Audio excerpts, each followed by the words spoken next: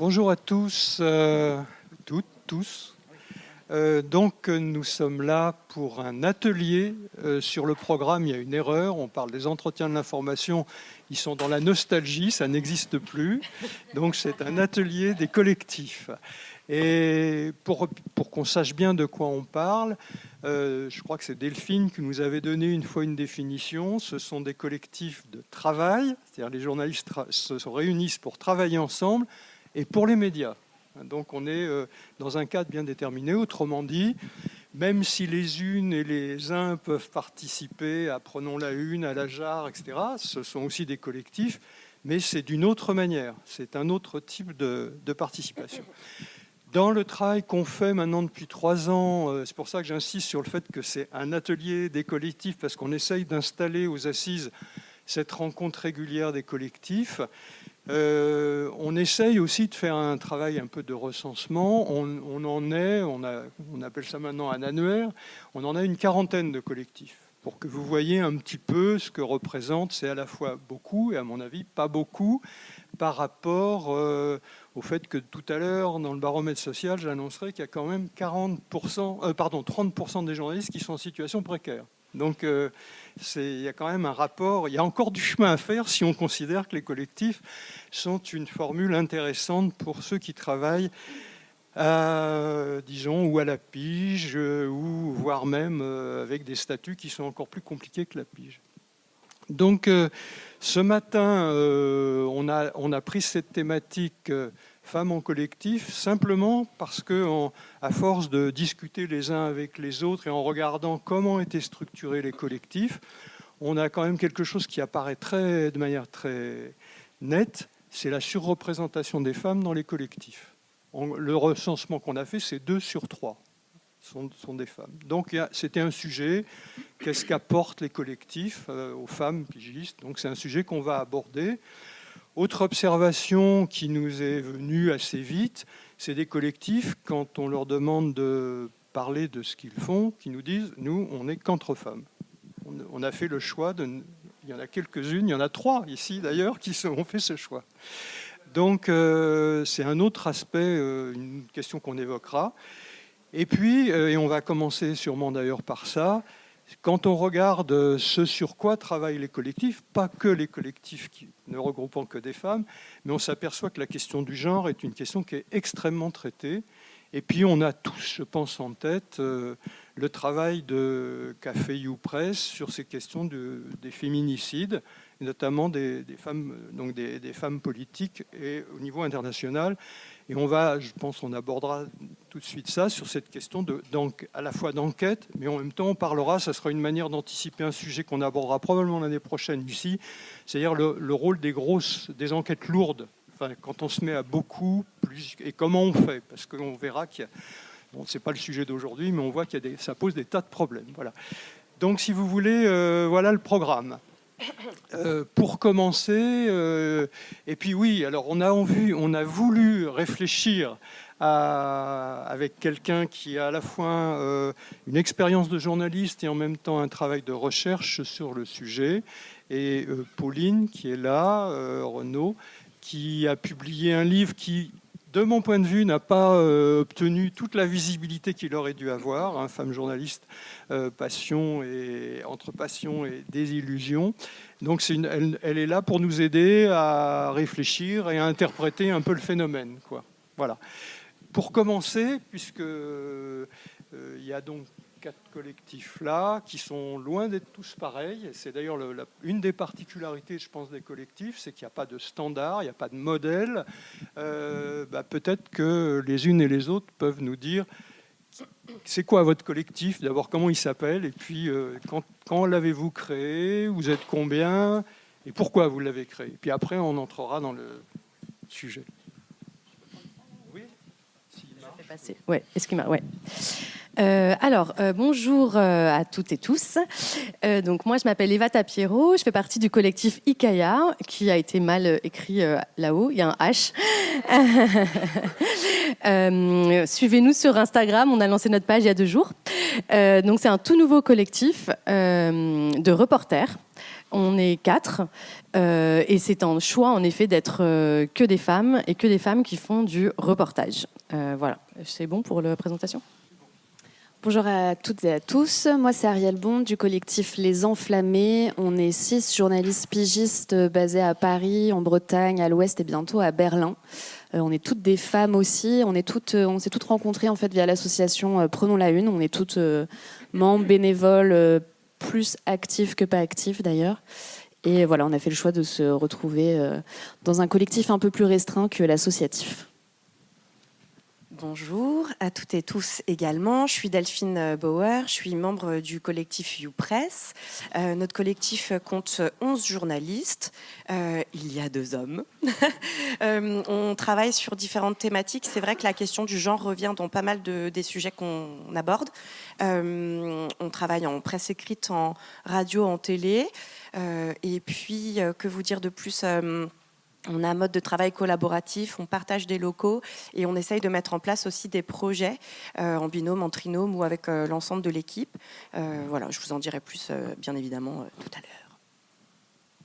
Bonjour à toutes et tous. Moi, je m'appelle Hélène Servel et je fais partie du collectif Les Ronces, où on est 11 maintenant, depuis peu. Et on est des journalistes femmes qui travaillent sur des questions agricoles. Et on s'est créé il y a 4 ans, je crois. Et on a fait le constat qu'on était beaucoup de femmes à traiter ces questions-là agricoles. Et là, en l'occurrence, en étant des femmes et très souvent aussi en situation de précarité et ayant aussi vécu des intimidations et des pressions fortes, voire très fortes, dans le cadre de nos enquêtes. Et on est un peu répartis sur tout le territoire français. Personne n'est basé à l'étranger pour l'instant en tout cas. Et on fait presse écrite, radio, télé, BD beaucoup aussi. Voilà. Bonjour, je suis Pauline Renaud. Je suis enseignante-chercheuse à l'université City St. George's de Londres. J'enseigne le journalisme et comme Jean-Marie l'indiquait, avec Claire Lemaître, la journaliste Claire Lemaître, nous avons écrit un livre sur les femmes journalistes, ce qui les motive à rester dans la profession, et on a notamment interviewé de nombreuses pigistes qui font partie de collectifs, d'associations et ainsi de suite. Ok, merci beaucoup. Donc, peut-être pour ouvrir la discussion, on est dans un atelier. Donc, si vous avez envie à chaque fois de réagir, de poser des questions, de demander des compléments, vous me faites signe et je viens vous porter un micro. Donc l'idée, c'était un peu de commencer par justement cet apport des collectifs, ou de toute une série de collectifs sur des questions de genre. Et j'aurais bien aimé que... c'est pas la première fois que je le fais pour Delphine, qu'elle nous réexplique comment le collectif YouPress en est arrivé à vouloir travailler sur les féminicides, comment ils s'y sont pris, et puis qu'elle nous explique un peu en même temps ce que c'est qu'une enquête de cette ampleur, parce que ça a été très long, vous avez été très nombreuses, vous avez dû rencontrer plein de sujets, et tout ça est passionnant. Si tu peux prendre le temps de nous... Oui, merci. Je pense que le cas que je vais vous détailler vous donne pas mal d'informations sur les avantages des collectifs et notamment quand on est des femmes journalistes. Jean-Marie l'a dit, mais je pense que mes consoeurs sont d'accord avec moi. En fait, les femmes sont, au niveau de la sociologie en fait, de la profession, sont majoritaires parmi les pigistes et donc parmi les journalistes qui exercent dans les conditions les plus précaires. Et donc, il me semble assez logique de les retrouver davantage dans des collectifs qui sont finalement des solutions ou parfois des pis-aller, mais parfois de vraies solutions très enthousiasmantes au manque de travail, à la précarisation du métier. Donc je pense que c'est pas un hasard si on est assez surreprésenté en fait dans ces formes, disons un peu alternatives, puisque vous le savez aussi, mais la sociologie de la profession montre que très peu de femmes sont encore rédactrices en chef. Je crois qu'on est dans les 30%. Donc, on est... Mais Pauline, sans doute, pourrait en dire un mot plus précis. Tout ça, en fait, n'est pas très étonnant. Ceci étant dit, les collectifs, pour moi, c'est vraiment le moyen d'exercer son métier en tant que journaliste indépendante, de le faciliter ou de le rendre tout simplement possible. Il ne vous est pas étranger que les conditions de travail sont de plus en plus compliquées, que les budgets dans les rédactions, qu'elles soient en presse écrite, en télé, en radio, sont en train de se réduire comme peau de chagrin, qu'il n'y a pas vraiment d'économie du podcast, enfin que c'est très compliqué d'en vivre. Donc c'est vrai que c'est difficile de trouver des façons de se projeter dans l'avenir et le collectif, comme dans plein de cas, est une réponse à toutes ces interrogations et vraiment donne de la force. Donne de la force au quotidien pour envisager les difficultés, pour les partager, pour essayer de trouver des solutions et donne de la force aussi pour créer des projets vraiment ensemble, sortir de l'ornière et se dire qu'il y a quand même vraiment des choses formidables à faire. Si on s'en donne les moyens, si on trouve le temps et comme souvent, l'argent c'est le nerf de la guerre. Je vous fais cette digression un peu longue pour vous expliquer comment est-ce qu'on en est arrivé à ce projet qui s'appelle Femmes à abattre. Donc le collectif YouPress, je vous l'ai dit, c'est aujourd'hui 11 personnes. Quand il s'est créé, on était sensiblement, une huitaine. Et on existe depuis 2008, donc on est vieux. Et vieille. Mais c'est un avantage dans ce métier parce qu'on a vu pas mal de choses évoluer et même si on est peut-être à la ramasse sur des trucs, mais on a en tout cas une capacité de rebond. Et ça, c'est quand même important. Au départ, ce collectif, il s'est constitué... Je vous donne ces détails parce que peut-être qu'il y en a certaines et certains parmi vous qui sont intéressés à l'idée de créer un collectif. Ce collectif, il était censé répondre à une question, à une aspiration. C'était faire le journalisme de nos rêves. Et donc, après une expérience en rédaction, un noyau dur de journalistes qui était sorti de l'IPJ s'est dit, en fait, moi, j'ai pas envie de travailler en rédac, j'ai envie d'être libre, j'ai envie de partir en reportage. Ça revient à la question du reportage. J'ai envie de faire de l'enquête, etc. Et en rédac, je me sens brimée. En tout cas, je ne me sens pas entendue à ma juste valeur et je ne peux pas proposer ces projets. Donc, le collectif, il s'est créé là-dessus, sur cette envie, un désir de journalisme. Et donc, au fur et à mesure, on s'est structuré davantage. Au départ, c'était hyper embryonnaire. Enfin, je ne vous refais pas toute l'histoire des reportages où on vend une pige à partager à 8 et on gagne 50 €. Enfin, mais ça fait partie un peu de la légende. C'est un grand mot pour parler du presse, mais de notre légende interne, on va dire. Et au fur et à mesure des années, on s'est dit qu'on ne pouvait pas seulement faire ces projets qui étaient sympas à raconter, mais qu'il fallait aussi en vivre. Et donc, on a commencé à penser différemment, c'est-à-dire plus partir la fleur au fusil, mais essayer de prévendre les sujets. De penser une économie qui nous permet de vivre à peu près décemment. J'en arrive à ce projet Femmes à abattre en 2022-2023. On ressent de nouveau l'envie et le besoin de travailler ensemble. Je dis de nouveau parce qu'on avait mené un projet en 2017 qui s'appelait Zéro Impunity, qui était sur les violences sexuelles en temps de guerre. Donc on avait constitué un pôle de journalistes d'une dizaine de femmes. Et on avait travaillé sur différents terrains, la Centrafrique, la Syrie, les États-Unis, les crimes sexuels commis par des membres de l'ONU, etc., etc. Donc on avait déjà en fait cette expérience du travail en commun. Et on avait déjà constitué un groupe de journalistes capables d'enquêter ensemble. On avait constitué des binômes pour les enquêtes. Enfin, c'est pas le projet. Je ne vais pas vous détailler ce truc-là aujourd'hui, mais c'est pour vous dire qu'on avait déjà un terreau et qu'on savait qu'on était capable de travailler ensemble, qu'on avait l'envie de le faire, mais on savait aussi que c'était quelque chose de difficile à mettre en place. Et notamment, le collectif, tel que nous on l'entend, c'est un espace dans lequel les décisions sont prises de façon démocratique, etc., à l'unanimité. Et donc, sur ce premier projet où il n'y avait pas de chef de projet de façon assez formelle, il y a eu des moments où c'était plus difficile. Et cette expérience, elle nous a servi pour Femmes à abattre, où là, vraiment, certaines personnes dans notre équipe ont été les leaders de ce projet. Très vite, je suis un peu longue, je me dépêche, promis.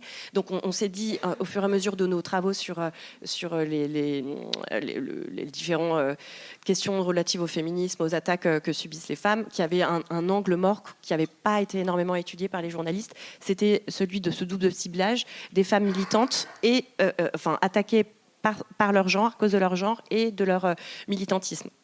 Et on a commencé à partir de là à réfléchir à comment mettre en place ce projet. Tant du point de vue d'une base de données, c'est-à-dire répertorier tous les cas qui correspondaient à ce double ciblage dans le monde, en France et dans le monde. Et une fois que ce travail vraiment scientifique a été réalisé par nos journalistes qui étaient spécialistes de la question, Il y a eu aussi un travail d'enquête mené sur le terrain. Il y a eu la compilation de ce travail qui a donné lieu à une série dans Mediapart. Mais bien sûr, il a fallu la financer. Et là, comme ce projet, on voulait garder la main de A à Z dessus, parce que on en reparlera, mais c'est aussi une façon de s'empowermer. Je l'ai très mal prononcé, mais vous avez compris. On voulait vraiment garder la main dessus et donc trouver des sources de financement par nos propres moyens. Et donc, on avait eu plusieurs pistes. On avait envisagé de travailler avec Disclose, mais qui voulait garder un regard final sur le projet. On s'est dit que ça ne nous convenait pas. Finalement, on avait négocié avec Mediapart et on avait pu négocier d'être bien payé et d'avoir des frais de reportage. Et ça, c'est vraiment important. Et le lien avec le collectif, c'est que d'être à plusieurs, d'avoir une force de frappe en fait éditoriale, en gros, de montrer qu'en constituant une équipe, on est capable de proposer une enquête ambitieuse. Ça a participé au fait de réussir à se vendre en fait et à convaincre au niveau de la rédaction de Mediapart. Voilà. Après, on avait lancé aussi plein de choses sur lesquelles je pourrais revenir et après je m'arrête parce que je veux vraiment pas être trop longue, mais des choses qui étaient nouvelles pour nous, constituer une communauté, écrire une newsletter, donner un peu les coulisses de nos enquêtes, les partager. On s'est dit aussi que quand on est journaliste, on ignore souvent... les gens en face de nous, nos lecteurs, nos lectrices, nos auditeurs et auditrices, etc., ignorent la fabrique de l'information et que ça, souvent, ça nous rend, plus humaines et deux, ça facilite l'adhésion, en fait. Voilà, donc on avait pensé à des newsletters aussi pour raconter ce qu'était notre travail de journaliste. Voilà, donc il y a eu 6 enquêtes, Mediapart, publiées dans de la presse internationale et pour nous, c'était important aussi pour démultiplier l'impact autant que faire se peut. Voilà, j'ai peut-être été longue, mais si vous avez des questions après, je reviendrai dessus avec grand plaisir. Je vais peut-être passer la parole à Hélène, parce que si j'ai bien compris de la discussion qu'on a eue, a priori, les ronces n'étaient pas partis particulièrement sur des enquêtes concernant les femmes, mais dans leur chantier, dans leurs différentes enquêtes, cette question des femmes est arrivée et aujourd'hui est devenue, je crois, quelque chose sur lequel vous insistez davantage. Oui, alors les ronces, à la base, nous, on s'est rencontrés, au départ, on s'est rencontrés à Troyes, en Bretagne. Alors, contrairement à ce qui est écrit sur le programme, moi, je suis pas du tout à Splandre et je n'habite pas du tout en Bretagne, mais c'est pas grave. En tout cas, on s'est rencontrés d'abord avec Inès Léraud, puis Morgane Large.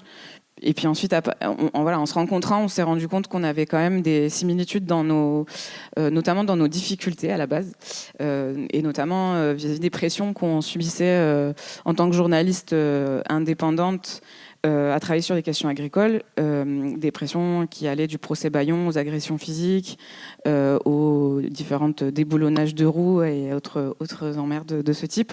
Et on s'est dit, en fait, il faudrait qu'on se retrouve, il faudrait qu'on se rassemble. Et puis très très vite, en fait, on a fait le constat que ces questions agricoles, qui sont souvent déjà dans la presse nationale, ça commence un peu à changer, mais très très sous-estimées et sous-couvertes. Et on sait, alors que c'est un secteur économique très très important en France. Et aussi, on s'est aussi rendu compte très vite qu'on était beaucoup des femmes à couvrir ces questions-là, dans des conditions très précaires et avec les difficultés que je viens d'expliquer. Et du coup, à partir de ce constat-là, on s'est dit, mais tiens, moi je connais une telle. Au départ, on a fait une première rencontre en Bretagne quand même, ça c'est vrai. Il y a un petit tropisme quand même breton. Et on n'était que des femmes, mais c'était pas une volonté au départ. C'était juste un constat qu'on était des femmes. Et on s'est retrouvés autour, à la fois à se raconter les enquêtes sur lesquelles on travaillait, à mutualiser, à commencer dès la première rencontre à mutualiser des contacts, des ressources, des outils. Ça a été aussi des espaces de thérapie collective. On a beaucoup ri, on a beaucoup pleuré aussi, à se raconter nos difficultés. Être agressé physiquement dans l'exercice de ses fonctions, avoir sa voiture personnelle, son domicile personnel qui est atteint, c'est quand même très très éprouvant. Et souvent, en tant que journaliste indépendante, on a très peu, voire pas d'espace pour pouvoir parler de ça. Et là, ça devenait un espace en fait de circulation de parole sur ces questions-là, qui est tout de suite devenu très très important. Et dans les premières rencontres aussi, on était certaines. Je pense que la première rencontre, on devait être 7, 8. Certaines n'étaient pas du tout. La question de la non-mixité, c'était pas du tout évident. Mais pourquoi c'est excluant pour les hommes et tout ça. On était certaines aussi à être excessivement convaincues des bienfaits de la non-mixité. Donc ça a créé des discussions dès le départ. Au jour d'aujourd'hui, on a finalement décidé d'être un collectif exclusivement de femmes, parce qu'on a très vite compris que c'était vachement bien, en fait, voilà, de pouvoir discuter dans un cadre sur certaines questions safe. Alors ça résout pas tout, évidemment, mais voilà, en tout cas, ça nous offrait un espace et des temps pour parler des difficultés qui est propre à nos situations. Et là, attendez, Comment vous êtes passé voilà, oui. avec des sujets qui sont de plus en plus des sujets femmes. Voilà. Alors au départ, en effet, c'était pas du tout. Enfin, nos sujets, nos thématiques sont pas du tout exclusivement sur des questions de genre ou en tout cas des sujets dits féminins, si tant est que ça puisse exister. Mais voilà. Mais de fait, on est quand même. Enfin, il y a plusieurs d'entre nous qui travaillent sur des questions de VSS, pas forcément liées aux questions agricoles. D'ailleurs, enfin, par ailleurs, on a d'autres tropismes. Enfin, chacune que les questions agricoles. Moi, je travaille sur la question du genre parmi les travailleuses agricoles étrangères notamment, et les questions de VSS aussi, mais pas seulement. Enfin, voilà, une de nos membres qui est présente ici a fait récemment le portrait d'une vétérinaire qui a fait un carton d'ailleurs. Mais voilà, enfin, on se retrouve là-dessus, mais c'est pas un parti pris de base, quoi. Voilà. Merci. Est-ce que vous avez... D'abord, est-ce que quelqu'un veut compléter en disant nous, on fait ça sur ces questions-là ou... Moi, je veux bien sur le reportage parce que effectivement, ce que je vous ai pas dit tout à l'heure, c'est que nous, on est... je suis la seule, en fait, basée... un peu à Paris, quoi. Mais en fait, toutes les quatre, on fait du reportage et donc on fait du terrain, parfois dans des zones qui sont des zones très compliquées, parfois des zones de conflit. Et que nous, la raison pour laquelle on s'est monté, parce que du coup, on s'est monté en collectif tardivement. Par ailleurs, moi, j'ai pas fait d'école en plus en France, donc d'école de journalisme en France, donc. J'ai pas du tout cette espèce de réseau d'école et de me dire ah tiens je vais monter avec mes camarades de classe et tout, j'ai jamais eu ça. Moi j'étais très très seule pendant longtemps à la pige et ça a été d'ailleurs difficile. Et là ce qui nous a vraiment encouragé à se mettre en collectif, c'est les dangers sur le terrain. C'est avoir quelqu'un qui est tout. Enfin on se traque en fait, on se traque quand on est sur le terrain, quand on est en reportage.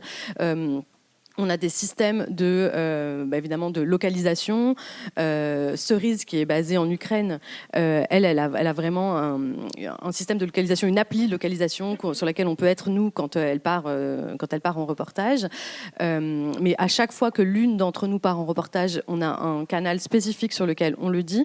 On envoie toutes nos informations spécifiques et on a sur notre drive des éléments que toutes connaissent. Des éléments, chacune, on a une fiche en fait. On a une fiche d'information avec les personnes à appeler en cas de difficulté, avec les représentants RSF locaux, avec ce genre de choses en fait. Et nous, c'est vraiment ça qui a constitué le début de l'envie d'être ensemble et du collectif. C'est vraiment les questions de sécurité en réalité, alors que bien sûr aujourd'hui c'est tout un tas d'autres choses et on est très amis et c'est aussi cette raison pour laquelle on a voulu être qu'entre femmes en fait, parce que en fait la sécurité des femmes sur le terrain c'est aussi des violences sexistes et sexuelles et on n'a pas du tout envie d'avoir à partager ça en dehors de notre genre, quoi. Voilà.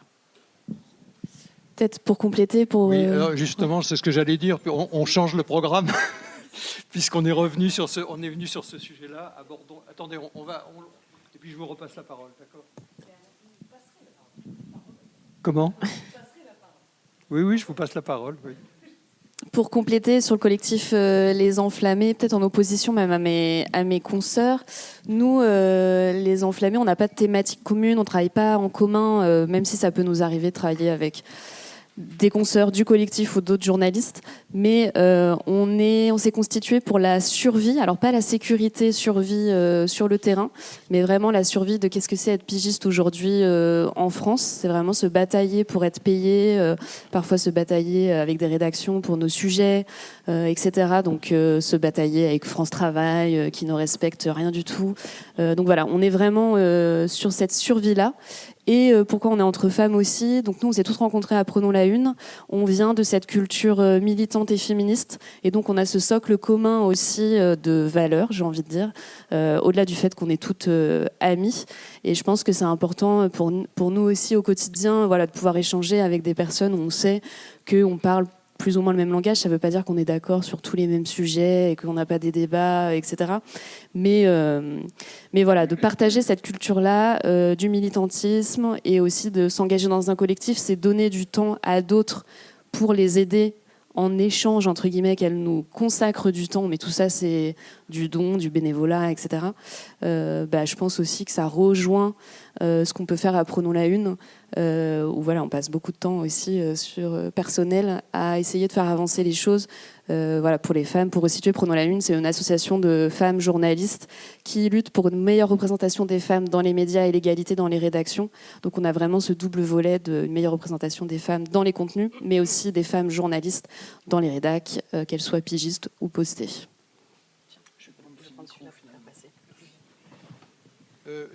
Effectivement, ce ne sont pas forcément des questions. Est-ce que je peux dire un tout petit truc? Oui. Parce que comme nous, on a 2 garçons avec nous, et je trouve que c'est pas inintéressant. Je peux dire un mot là-dessus?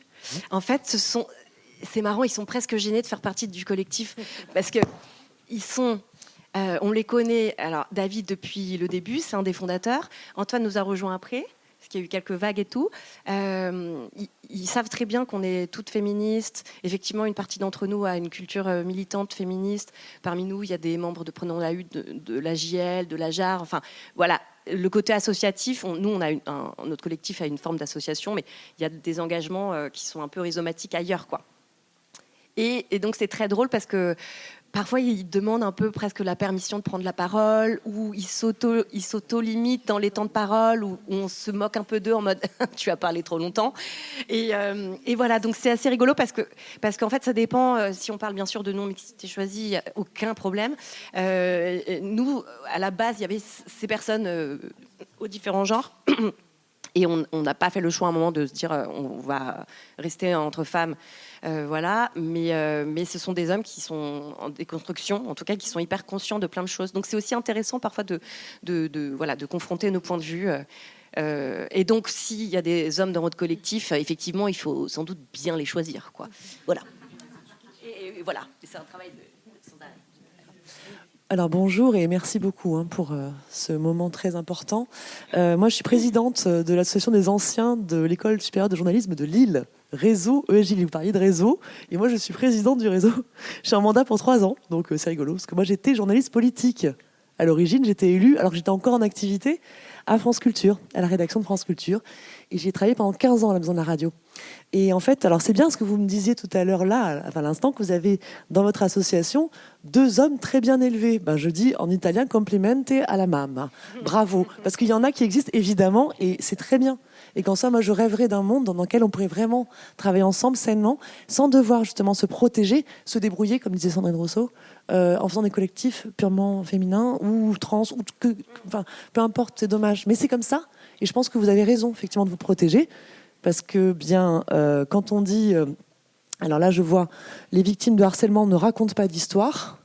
Et c'est vrai, parce que je pense que 90% des personnes qui témoignent de violences qu'elles ont vécues, en fait, elles les ont vécues. Les manipulatrices, c'est très rare, en fait, quand elles ont le courage d'aller porter plainte, par exemple. Eh bien, c'est même plus que 90%. Les oui, je chiffres, pense c'est 99. Oui, ouais. voilà. Enfin, je dis 90 pour faire semblant que, en fait, sur un malentendu, ils n'ont pas compris. Ceux qui ont dit que peut-être elle avait menti. En fait, non. Souvent, elle avait dit la vérité et elle a été. Elle, je parle de moi à 3e personne parce que je suis présidente. Mais moi, j'ai été licenciée de Radio France parce que j'ai dénoncé des faits de violence que j'ai vraiment vécus auprès d'une cellule DRH interne qui s'appelle cyniquement Libérons la parole. Donc voilà, on n'a pas de limite à l'indécence. Et donc, dans ces cas-là, moi, je suis au prud'homme, mais je suis toujours présidente de l'asso des anciens de mon école et je suis toujours journaliste avec ma carte de presse. Ouais. Et qu'on va me la renouveler parce que la commission de la carte renouvelle la carte de presse quand on est au chômage. Et que pendant 15 ans, j'étais journaliste et payée par vos impôts, notamment à Radio France. Voilà. Donc, merci en tout cas vraiment. Et puis, en soi, oui, je pense que ça peut être une des solutions de s'organiser en collectif. Mais, alors je dis comme ça ce que dit le directeur de l'ESJ Lille. Eh bien, il dit, Pierre Savary, alors sur le principe, oui, mais je rêverais d'un monde dans lequel on n'en aurait pas besoin. Voilà. Soyons réalistes et exigeons l'impossible. Merci à vous, vraiment. Et j'ai ma camarade à côté de moi qui voulait vous poser une question aussi. Si j'ai l'autorisation de lui donner le micro par Monsieur Charon ou une réponse. Je ne sais pas. Est-ce que je peux? Oui, on laisse les questions à la fin, si vous. Moi, j'ai peut-être une petite réaction par rapport à ça aussi. C'est une piste, je n'ai aucune idée si on est sur la bonne route. Mais on réfléchissait avec mes consoeurs sur ce thème, pourquoi il y a plus de femmes dans les collectifs. C'est aussi en miroir, voilà, je disais tout à l'heure, on est pigiste par choix, mais on a aussi choisi en réaction à la vie en rédaction.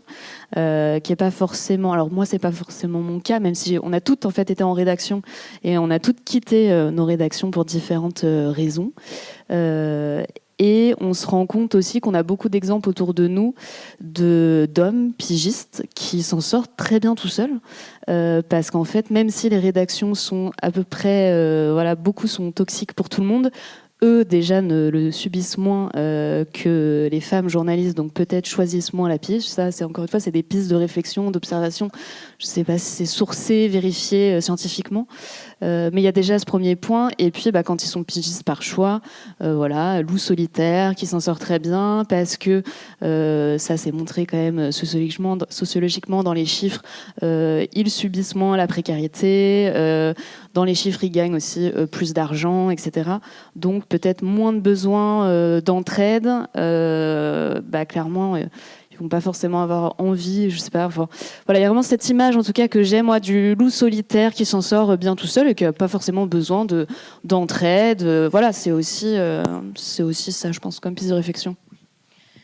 Ouais, et il y a aussi les sujets en fait, parce que toi tu parlais des sujets femmes à abattre, enfin tu vois de votre enquête femmes à abattre, toi vos enquêtes vous de terrain et tout, mais les sujets en fait qui sont sur les femmes et les droits des femmes en fait, c'est des sujets qui n'intéressent que les femmes en fait, c'est-à-dire que c'est nous qui les faisons et pendant très très très longtemps dans la presse généraliste c'était considéré comme des sous-sujets et des sujets de militantes. Moi on me l'a encore dit il y a pas très longtemps dans un de mes papiers, on m'a dit attention. Là, tu dis qu'elle est aussi membre d'une association féministe. On sent ton militantisme. C'est-à-dire mon militantisme. Alors, la lutte sociale, c'est pas un militantisme, mais par contre, la lutte féministe, c'est du militantisme. Donc, il faut aussi dire ça. C'est que nous, on a été obligés, en voulant s'emparer de certains sujets, en fait, de le faire à plusieurs et d'être plus fortes, parce que sinon, on nous considérait comme des petites filles. Voilà. Est-ce que vous voulez peut-être continuer sur ce sujet? Qu'est-ce qu'apportent finalement les collectifs femmes, journalistes, pigistes? Alors, comme je le disais, moi, ça nous confère beaucoup de puissance, de force, et ça nous donne de l'énergie pour le faire. Et pour continuer un peu dans cette veine, je pense qu'il y a aussi, sans essentialiser qui que ce soit, mais globalement, je pense qu'il y a aussi peut-être un phénomène d'autocensure de la part de certaines femmes journalistes. On ne sait pas se vendre, on ne sait pas du tout se vendre. Et je ne dis pas que tous les hommes journalistes savent le faire, mais sans doute un peu plus. En tout cas, sans doute moins de questionnements internes ou de tergiversation de est-ce que je suis légitime là-dessus, est-ce que je devrais, est-ce que je suis capable. Et ça, sociologiquement, ça se montre aussi qu'il y a... Les hommes ne s'auto-censurent pas. Par exemple, ils candidatent à des postes qui sont qualifiés pour leurs compétences. Ils le font. Les femmes ne le font pas. Alors, encore une fois, je généralise. On va toujours trouver des contre-exemples. Mais je pense que ça peut aussi être une piste de réflexion sur les sujets qui sont effectivement proposés. Aujourd'hui, les sujets VSS sont considérés comme une matière journalistique noble, mais comme le disait Eva, ça n'a pas toujours été le cas. Voilà, on assiste aussi à des changements de paradigme qui sont intéressants, parce que ces sujets-là, maintenant, deviennent des catégories journalistiques à part entière, et donc gagnent aussi leur lettre de noblesse journalistique. Et en général, quand des femmes arrivent en masse dans une profession, la profession se paupérise. C'est pas nous qui la faisons paupériser, c'est juste la situation qui fait que quand il y a plus de femmes, le patriarcat, etc. Bon, bref. Donc voilà, il y a pas mal de choses qui sont en train de changer, mais ça va très doucement, etc. Et le collectif, en tout cas, moi, quand je rencontre des jeunes journalistes, c'est vraiment le conseil que je donne, si quelqu'un veut exercer sans être staffé, c'est que travailler avec d'autres consoeurs ou confrères, peu importe, c'est vraiment hyper important pour s'en sortir, pour confronter les idées, pour discuter, pour se donner des contacts, pour rebondir après un échec, pour penser à des rédacs qu'on ne connaît pas encore, pour... Enfin, mille et une choses. Plusieurs cerveaux ensemble, c'est plus efficace qu'un seul cerveau.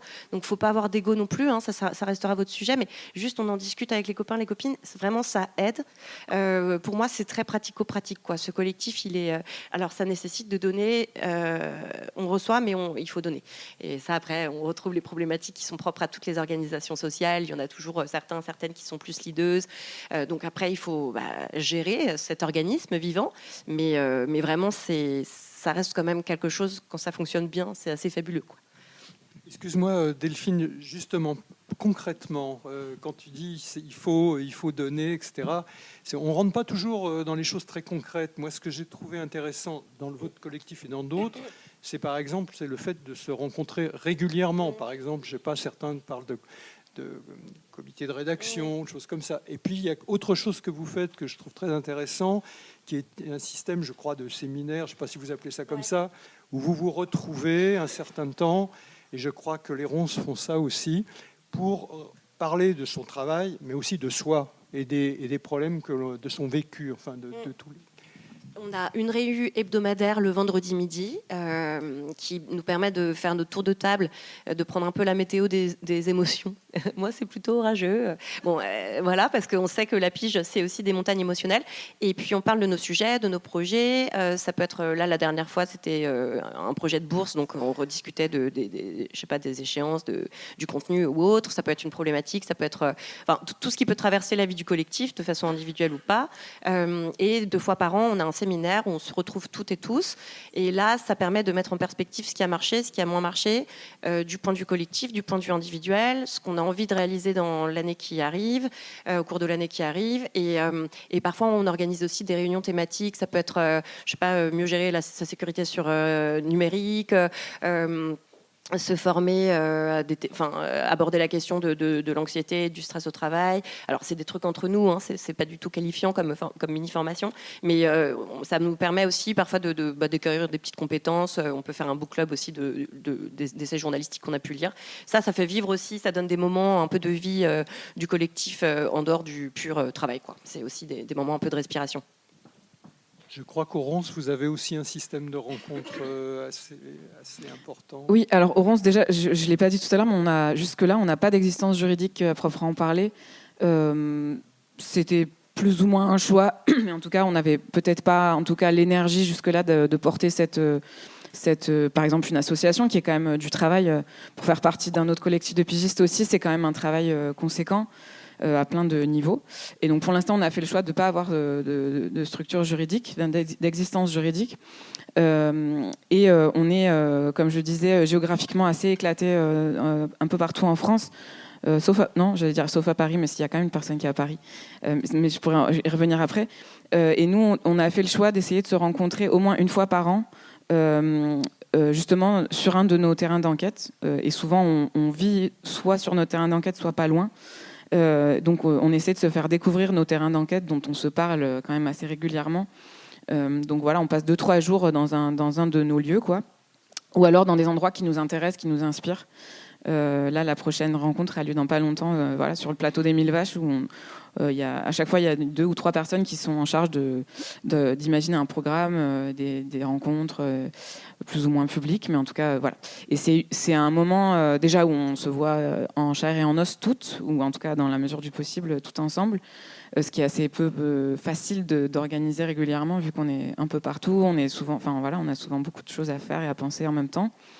Et puis comme vous disiez aussi, c'est des moments de grande convivialité où on essaie aussi de faire la fête, de manger, de se mettre bien, de boire, oui, complètement.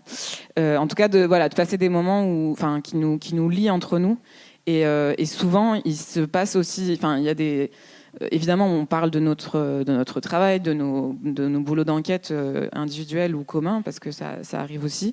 Mais c'est arrivé aussi plus d'une fois qu'à ces rencontres, souvent on se raconte nos vies au-delà du travail, parce que oui, nous avons des vies au-delà du travail, même si on en doute parfois.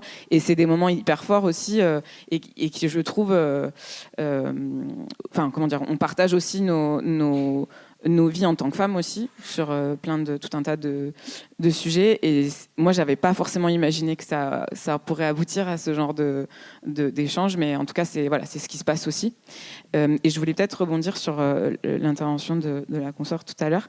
Je suis d'accord que dans l'idéal de la vie du monde, ce serait formidable de pouvoir s'organiser avec tous et toutes. Ce n'est pas le cas, en tout cas de mon point de vue, et ça va encore durer un moment, je pense. Voilà. Donc, oui, voilà. Alors là, c'est le temps de la justice, mais là, je pense, je parle d'un temps sociétal qui, à mon avis, ça bouge, mais on n'est quand même pas encore, on n'est pas sorti de l'auberge, comme dirait l'autre. Et donc, je crois que les collectifs, en tout cas pour nous, mais je pense qu'on est d'accord aussi pour dire ça à cette table, c'est aussi une manière de faire face à tout un tas d'adversités en termes, de patriarcat évidemment, mais à l'intérieur des rédactions. Nous, par exemple, on a très peu d'ancrage parisien. On est beaucoup en zone rurale, notamment, voire carrément paumé en zone rurale. En fait, il y a une mise en concurrence des pigistes permanente. Et tout nous pousse en fait à être chacun pour sa gueule, quoi, vraiment à individualiser notre travail, parce qu'il faut tirer son épingle du jeu, il faut avoir un nom, il faut avoir une signature, être faire les gros titres, etc. Et en fait, je crois que de se constituer en collectif, et en particulier en tant que femme, c'est de prendre cette logique-là à rebours et se dire non, en fait, on ne va pas rentrer dans ce jeu-là, et au contraire, on va mutualiser nos compétences, notre temps, nos espaces, nos outils, nos ressources, pour justement ne surtout pas se laisser embarquer dans ce truc-là d'individualisation. Il y a quand même dans le journalisme, il y a quand même un truc, il y a quand même quelque chose autour de l'ego qui est quand même très très fort. Et je trouve que de se mettre à plusieurs, et comme tu disais, souvent à plusieurs cerveaux, on est quand même plus malin. C'est pas toujours le cas, mais quand même souvent c'est vrai. Et voilà, je pense, en tout cas, c'est des espaces où on se donne de la force, et notamment en tant que femme, où on se demande toutes les 3 secondes si on est légitime, même si ça fait 15 ans qu'on fait ce travail et qu'on a déjà fait 1000 fois nos preuves, ce qui est très fatigant. Mais je trouve qu'à plusieurs, on arrive mieux à le faire. Et oui, souvent les discussions, les rencontres, les réunions et les travaux communs redonnent de la force, et on se redit entre nous, mais en fait, évidemment que tu peux le faire, évidemment qu'on va le faire ensemble, parce que on sait le faire depuis 1000 ans, au cas où on a tendance à oublier régulièrement ça, je trouve. Et voilà, je trouve que en tout cas, moi, le collectif, je le vis vraiment comme ça, à ces endroits-là. C'est peut-être un détail, mais j'ai une discussion avec Marjolaine Corr qui me revient d'Extramuros, donc, qui me dit que, par exemple, est-ce que vous mettez le collectif en avant lorsque en termes de signature ou au moment de la négociation? Marjolaine disant effectivement une grosse différence entre les femmes et les hommes, c'est que mettre en avant le collectif, aucun problème. Pour les hommes, c'est beaucoup plus compliqué. Ils ont davantage envie de jouer leur carte personnelle. Peut-être pour compléter, Ariel Bond pour les enflammés, c'est vrai que la question de la rivalité, je voulais l'aborder aussi, parce que déjà en tant que pigiste, tu l'as très bien dit, aussi en tant que femme, de manière plus globale, on a tendance à nous mettre en compétition. Donc nous, avec le collectif Les Enflammés, on est aussi dans cette anti-rivalité, d'être dans vraiment cette culture de la sororité, qui est hyper importante, et très concrètement, pour donner aussi d'autres exemples de fonctionnement. Donc nous aussi, on a ce qu'on appelle une conférence de rédaction tous les lundis midi, de notre côté, où là, on parle de nos sujets du moment, on se donne nos objectifs de la semaine, on sait comme ça qui travaille sur quoi. Et ensuite, tous les jours, on est en contact sur une boucle Signal, ce qui fait que dès qu'on a besoin, on va pas se faire relire tous nos pitchs, parce qu'il y a des rédactions avec qui ça roule très bien, donc on ressent pas forcément le besoin de demander à nos consoeurs. Mais voilà, moi par exemple, là, je travaille sur une enquête de VSS assez intense, et donc Pauline, qui a beaucoup travaillé sur ces enquêtes-là, qui a été rédactrice en chef à Néon, avoir son regard est hyper précieux, parce qu'elle va savoir aussi quel mot, quel terme va être peut-être le plus important à mettre en avant dans un pitch pour convaincre ensuite une rédaction de nous acheter cette enquête. Donc voilà, ça va être parfois aussi des relectures de papier quand on est sur des formats extrêmement précis, on n'a pas beaucoup de signes, mais énormément de choses à raconter. Ça nous rassure aussi entre nous d'avoir une première relecture. Donc peut-être que, en t'écoutant Eva, je me disais par rapport au côté sécurité de ton collectif, j'ai l'impression aussi que parfois on prend certains rôles que devraient faire nos rédactions en chef ou nous assurer nos rédactions en chef. Pourquoi on ressent le besoin de faire relire nos papiers parfois avant? Il y a se rassurer, mais aussi s'aider les unes les autres. Voilà, donc très concrètement, c'est vraiment ça. Et tout le côté personnel aussi qui intervient, qui est absolument essentiel, parce qu'on n'est pas des êtres cloisonnés et qu'on a une vie en dehors de notre travail. Oui, donc Eva pour Ikaia. En fait, nous, alors à Ikaia, on est donc un tout jeune de collectif, puisqu'on vient de se monter. Mais on a déjà effectivement un fonctionnement où on se voit en visio. Alors nous, on est relativement bordélique, donc on n'a pas ce truc de chaque semaine. Bon, déjà parce qu'il y en a une qui est à Istanbul, l'autre qui est à Kiev, moi qui suis entre Paris et Tanger, et une autre qui est à Marseille. Donc entre les décalages horaires et le fait qu'on fait beaucoup de reportages, on peut pas, c'est impossible d'avoir un endroit, enfin un moment fixe. Mais on le fait quand même de façon très régulière et on se parle tous les jours. Nous, on a trois liens, boucles WhatsApp. On a une pour le taf. On appelle ça on taf, on papote et on est sur le terrain. Et donc on a vraiment ces trois boucles-là qui nous servent pour des choses différentes. Et effectivement, ce que je racontais hier aussi, c'est que la première chose, c'est qu'on est amis en fait. C'est-à-dire que nous, on a vraiment choisi d'être en collectif parce qu'on s'entend bien, parce qu'on travaille bien ensemble, parce qu'on a envie de se parler tous les jours, quoi. Donc ça, c'est vraiment hyper important. Et bon, malgré la distance entre nous, on s'est déjà dit qu'on voulait se voir une fois par an, en effet, se faire un week-end une fois par an pour discuter, pour encore mieux se connaître, voilà. Et moi, je fais partie d'un autre collectif qui s'appelle La Friche et qui fait ça en fait. 2 fois par an, on fait les AG en fait, parce qu'on est constitué en association et donc on se voit, on fait. Alors bon, comme on est beaucoup plus nombreux, on n'est pas toujours tous là au week-end, on peut pas forcément toujours se libérer, mais en tout cas 2 fois par an ça existe et il y a toujours des temps collectifs et des temps où on se voit, oui, pour s'amuser, débattre.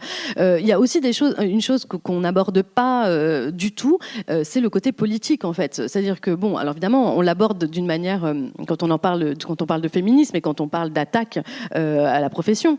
Mais on n'a pas dit le mot, en fait. Pour moi, être dans un collectif, ça a une portée politique. Quand on est que ça soit à la Friche ou chez Ikaia, on a des avis, en fait. On sait pourquoi on est en collectif et on sait pourquoi on ne veut pas être en rédaction, en fait. Et parfois, on travaille avec certaines rédactions, on n'est pas forcément ultra alignés, voilà, c'est pas génial et tout, mais au moins, on peut aussi en parler entre nous. On se pose des questions éthiques, on se pose des questions de déontologie. Et ça, c'est quand même très important.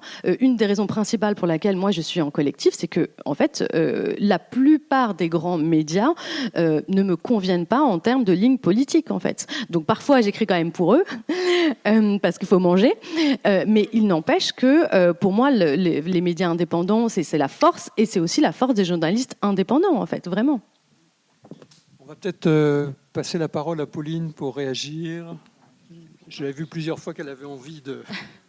Oui, non, tout à fait. Puis je vais un peu répéter ce qui a déjà été dit. Au cours de notre enquête sur les femmes journalistes, la question de la rivalité, on voit que ça commence dès les écoles de journalisme, où il y a vraiment l'idée, voilà, il n'y a pas cette idée de travailler ensemble.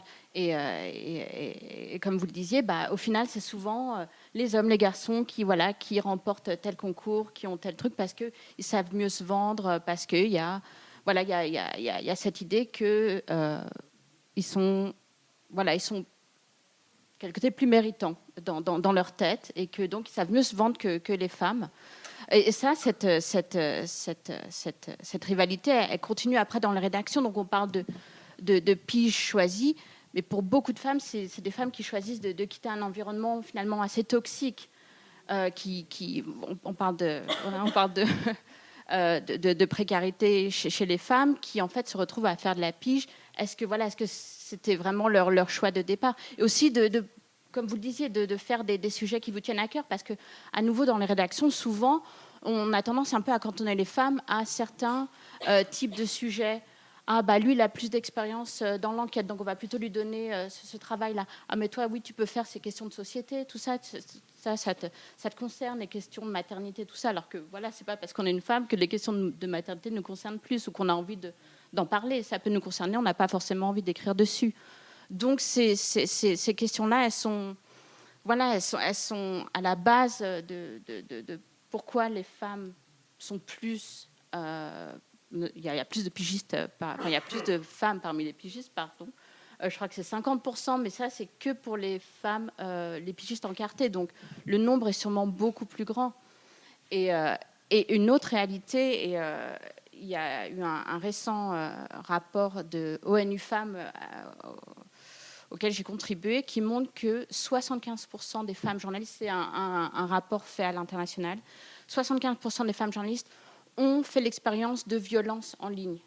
Et 42% des femmes ont connu des expériences, des violences physiques, les femmes journalistes. Donc ça, c'est aussi une réalité qui concerne les femmes avant tout. Donc ce n'est pas forcément surprenant de voir des collectifs qui, en fait, ont aussi envie de rester entre femmes. Parce qu'il y a une réalité ici, il y a une expérience commune. Et voilà, d'essayer de se rassembler pour notamment pour faire des sujets dont on a envie de parler, mais aussi d'avoir cette force, parce qu'on comprend les réalités de chacune. Est-ce que... Oui, je passe la parole. Ah, pardon, j'ai pas vu. Ah.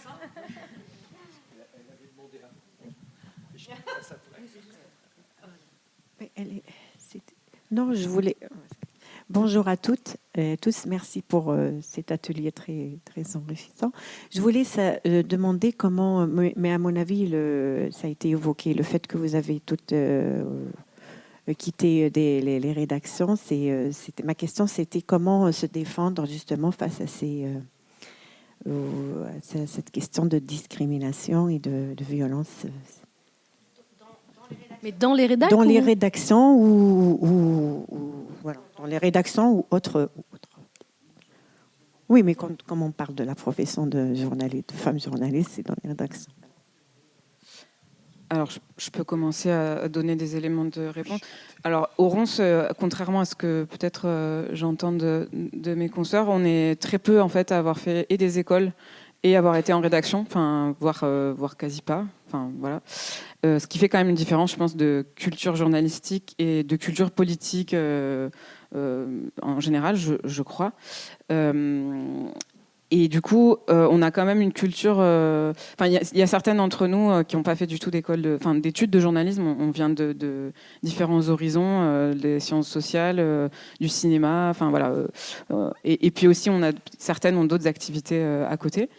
Donc je pense que ça fait vraiment une différence déjà dans la manière dont on envisage le métier et dont on envisage le rapport aux rédactions, clairement. Et je pense aussi que, comme je ne sais plus qui d'entre vous le disait, mais on a une conception de notre métier on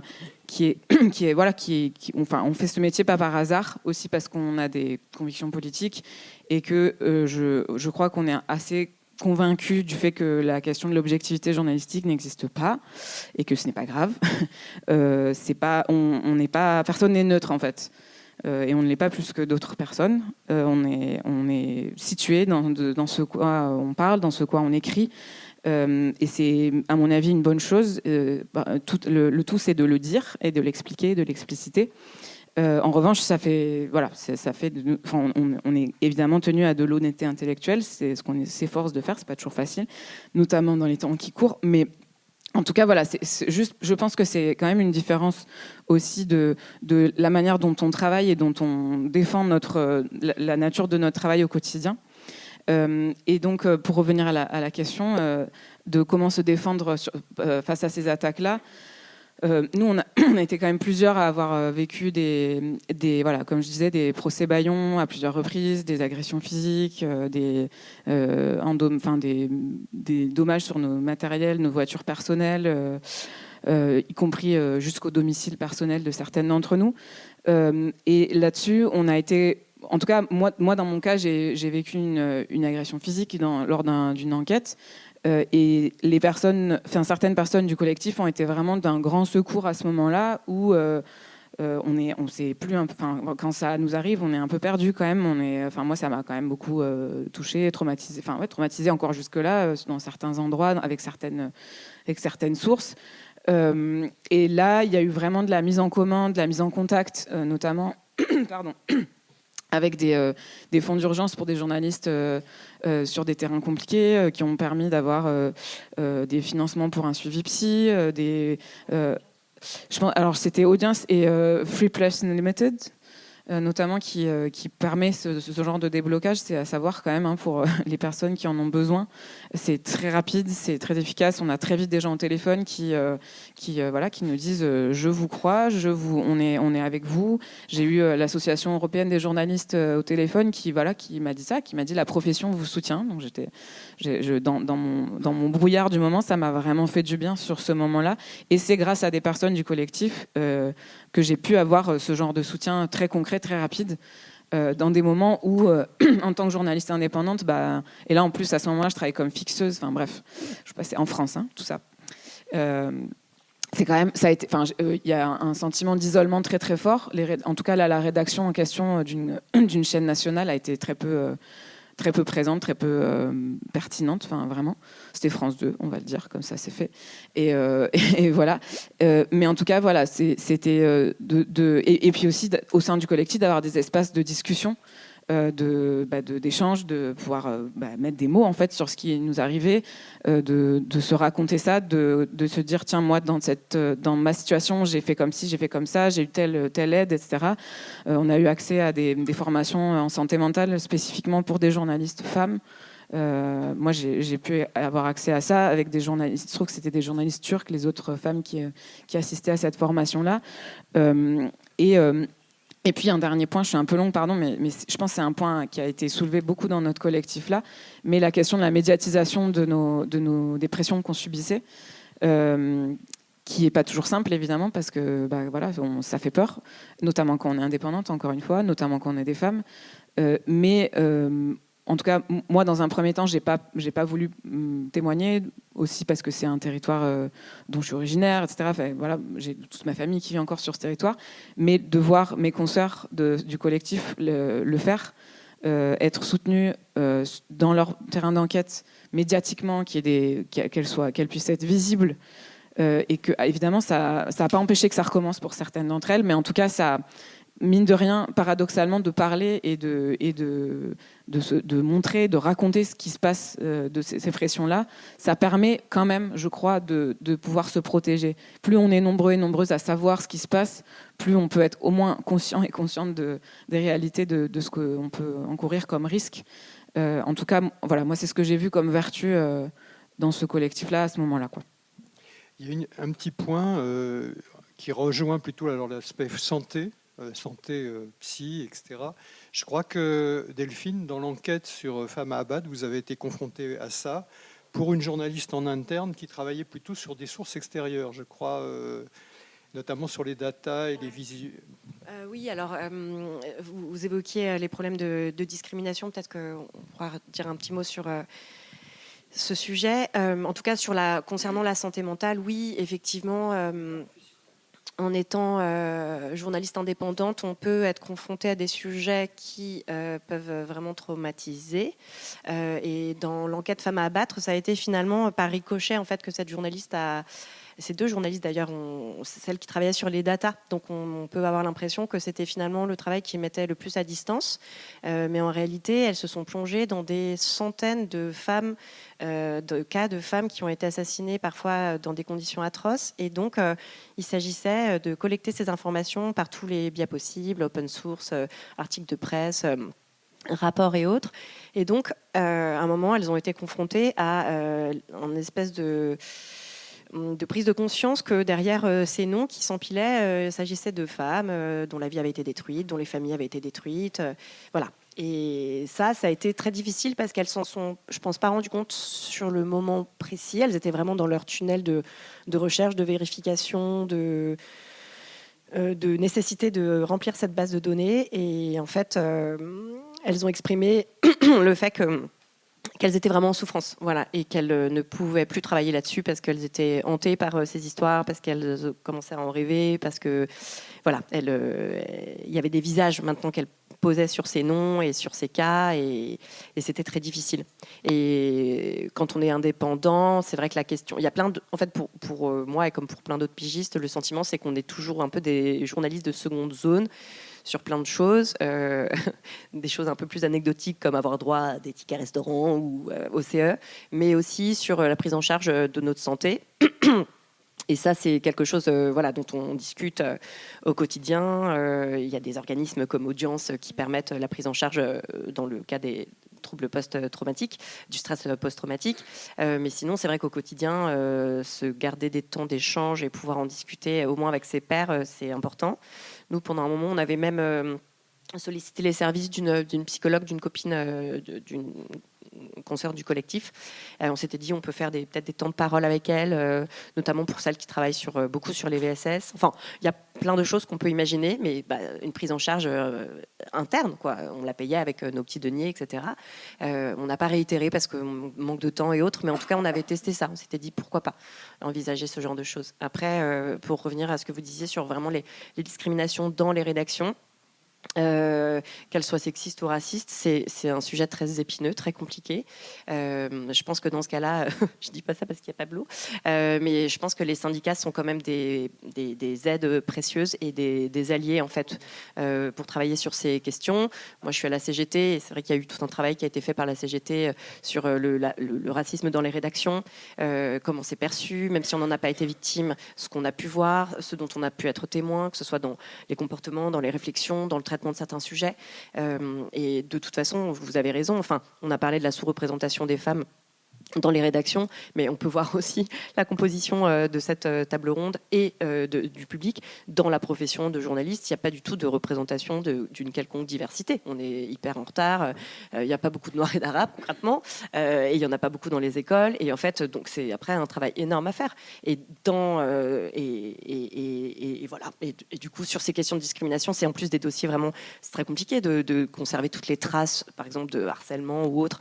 Ça veut dire vraiment documenter. Après, il y a les prud'hommes. Et oui, votre consoeur le disait, c'est un travail ça prend de l'énergie et du temps. Ça peut durer 2-3 ans. Ça vaut le coup. Hein. Franchement, moi, je regarde toujours. Enfin, j'ai déjà été dans des cas où je me demande.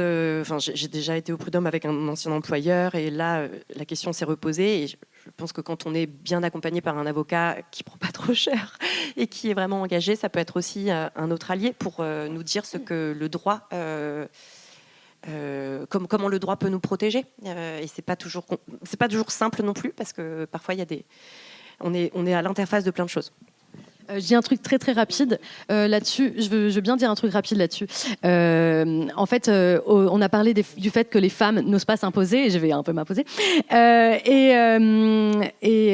Il faut le faire aussi quand on travaille en tant que pigiste avec les rédactions, parce que moi, il m'est arrivé un truc et ça m'a étonnée, et je n'aurais pas eu l'idée de le demander. Et en fait, du coup, moi, je vous dis, si jamais il y a des pigistes, faites-le. En fait, demandez à vos rédactions aussi, parce que souvent, on se dit, effectivement, on est considéré un peu comme des secondes zones, mais il ne faut pas se laisser faire et s'imaginer et se laisser dans ce statut-là, parce que sinon après on se sent encore moins bien et on réclame encore moins des choses qui sont nos droits en fait en tant que pigiste. Si on est payé à la pige, c'est bien parce que ce sont nos employeurs. Donc si ce sont nos employeurs, ça veut dire que nous avons des droits. Et je m'en suis rendu compte sur un sujet, en fait un terrain. Moi j'ai couvert le séisme au Maroc il y a quelques années. Et c'est vrai que bon, c'est des terrains un peu compliqués, voilà. Évidemment, c'est des morts, c'est des gens blessés, donc c'est un peu dur toute la journée et tout. Et quand je suis rentrée, enfin voilà, quand j'ai terminé, en fait, je couvrais j'ai beaucoup travaillé pour Libération à ce moment-là. Et mon red chef à Libé me dit, est-ce que tu as besoin d'une séance psy en fait, parce que nous on a ça, donc voilà, tu peux faire une séance psy en rentrant, pas de problème, etc. Et ça m'a vachement étonnée parce que j'aurais jamais l'idée de le demander, mais en fait, c'était à l'intérieur, dans la rédac, c'est ce qu'il prévoit, en fait, c'est prévu. Donc, n'hésitez pas à demander et à vous renseigner sur vos droits en tant que pigiste quand vous pigez pour des rédactions, notamment quand elles sont grandes, quoi.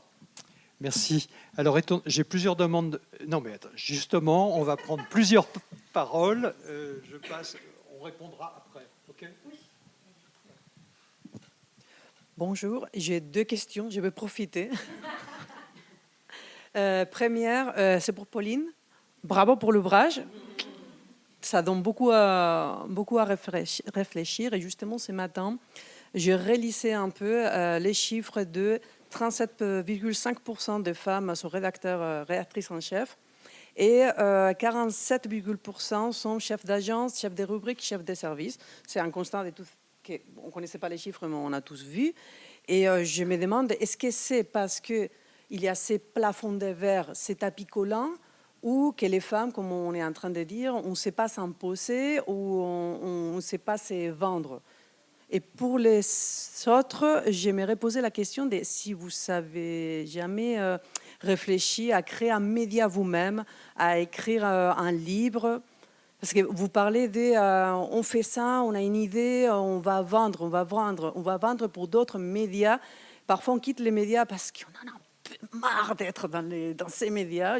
Justement, est-ce que ça ne pourrait pas être une bonne idée, ou un parcours du combattant peut-être, de lancer son propre média, même s'il est petit, indépendant, mais c'est notre bébé. Voilà. Merci. Avant de repasser la parole, information, il y a des collectifs qui créent des médias. Notamment, je pense en Normandie, dans ma région, il y a Grand Format, qui est un collectif qui est articulé avec un média qu'ils ont créé.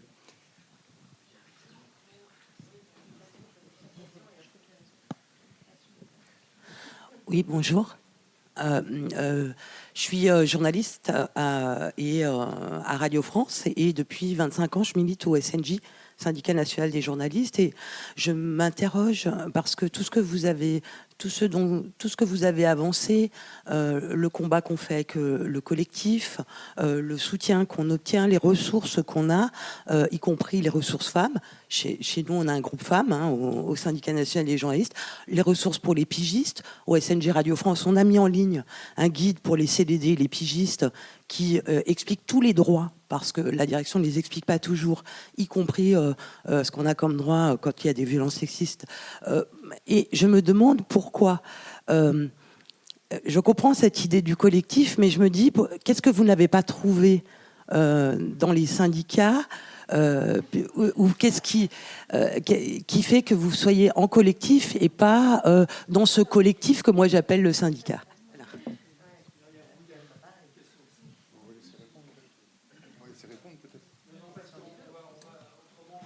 D'accord.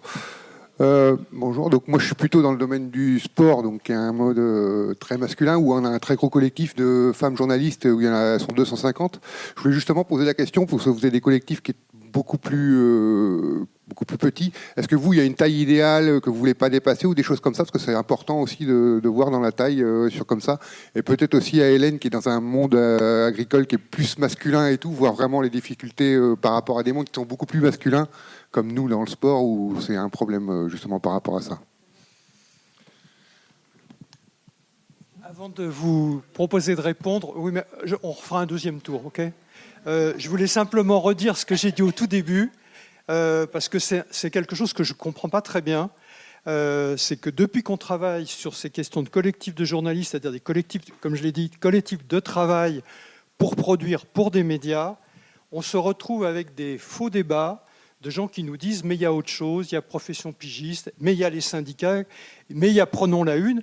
Mais vous l'avez dit vous-même, ce n'est pas le même type d'engagement et ça n'est pas exclusif. C'est-à-dire, beaucoup d'entre vous sont dans des syndicats, beaucoup d'entre vous sont dans des collectifs de représentation ou de défense, comme la JAR ou des choses comme ça. Et je trouve dommage parce que je me rends compte qu'avec profession pigiste, notamment, il y a une ambiguïté, comme s'il y avait une concurrence des démarches. Je crois qu'on est vraiment dans du faux débat, là. Allez-y. Ouais. Ouais, Jean-Marie. Oui, mais j'aurais pas formulé les choses mieux. Dans le sens où je comprends votre question, mais effectivement, nous, aujourd'hui, en tout cas, le sujet est vraiment de travailler en collectif. Et donc, on s'intéresse principalement au contenu journalistique qu'on peut proposer et à la façon dont on peut proposer ce contenu. Je ne dis pas que le reste, nos conditions de travail, est annexe, puisque vous avez compris que tout est interdépendant. Mais le combat pour améliorer nos conditions de travail peut effectivement se traduire par un engagement associatif dans d'autres structures ou auprès de syndicats. Comme je le disais, moi je suis à la CGT, voilà, donc depuis plusieurs années maintenant. Donc il y a des combats qui se font ailleurs en fait. Et puis dans ce qu'on propose, il y a aussi un combat pour imposer des sujets. Donc en fait le combat il se trouve à différents niveaux, à différents moments de nos vies de journalistes. Et plusieurs sphères peuvent s'intercroiser sans problème. Et j'ajouterais, Ariel, pour le collectif Les Enflammés, que justement, nous, je pense que le collectif Les Enflammés existe grâce à des associations comme Prenons la Une, oui, parce que c'est là qu'on s'est rencontrés, mais aussi, je citerai Profession Pigiste, parce que pour nous, c'est une ressource immense, ça nous a appris beaucoup de choses sur nos droits, et ça fait partie de nos revendications au collectif Les Enflammés, de faire respecter nos droits en tant que journaliste. On écarte les rédactions qui ne respectent pas les droits des pigistes. On n'a pas envie de travailler avec elles parce que on veut exercer notre métier dans les conditions légales. Donc voilà, ces autres organismes sont très importants pour nous, mais le collectif vient remplir un autre aspect. Je ne me veux pas parler de ce qui se passe dans ma vie personnelle qui impacte mon travail professionnel à des gens que je ne connais pas en fait. Et voilà, c'est un peu simple comme réponse, mais essentiel, je pense. Ouais, non, mais c'est ça, juste très très concrètement, puisque ce que vous demandiez, qu'est-ce que vous ne trouvez pas dans le syndicat ? Les syndicats, ils vont pas relire mes papiers, ils vont pas me suivre sur le terrain, on va pas boire des coups tous les soirs après avoir fait écrire nos trucs ensemble en binôme sur le terrain. Voilà, c'est des choses très très concrètes, effectivement, qui remplissent pas, mais l'un n'exclut pas l'autre. En effet, on est toutes, en tout cas, moi aussi, je suis à Prenons la Une, donc voilà, on défend nos droits par un autre biais, quoi. Et juste peut-être pour compléter, en effet, moi je pense que c'est des appartenances associatives, syndicales qui peuvent être très complémentaires. Je pense qu'il y a quand même aussi autre chose où j'ai l'impression qu'il y a quand même une prise en compte des pigistes dans les syndicats qui est relativement récente. Et qu'en fait on est confronté aussi à des rédactions, notamment à des médias nationaux, où il y a des représentants syndicaux et syndicales à l'intérieur qui ont des attitudes vis-à-vis des pigistes qui sont très très problématiques jusqu'à aujourd'hui. Et donc c'est vrai que c'est compliqué en tant que pigiste de pouvoir venir défendre des conditions de travail dignes quand on a des représentants syndicaux à l'intérieur des rédactions qui font pas du tout leur travail et qui soit n'ont jamais été pigistes, soit ont oublié très très vite ce que c'était que d'être pigiste. Et là par exemple, peu importe le nom, je vais pas balancer comme j'ai fait tout à l'heure parce que ça sert à rien. Mais voilà, un grand média, un grand journal national où il y a un mouvement social depuis 2 ans, mais qui se fait un peu en sous-marin des syndicats parce que la bataille est très compliquée, quoi. Et alors même qu'on aurait pu penser que ce média-là, qui parle souvent de lutte syndicale et de redistribution des richesses, aurait pu être plus vertueux dans la manière dont il traite ses pigistes. Mais voilà, en tout cas, je pense que c'est dans les syndicats, il y a quand même des fois la prise en compte de la réalité des pigistes est quand même pas toujours, comment dire gentiment, pas toujours complètement alignée avec nous, ce qu'on vit au quotidien, quoi. Voilà. Mais ça change et c'est super. Est-ce que Pauline, vous voulez répondre ou... Oui, après, je réponds à Lola. Oui, tu demandais si c'était une question de plafond de verre ou des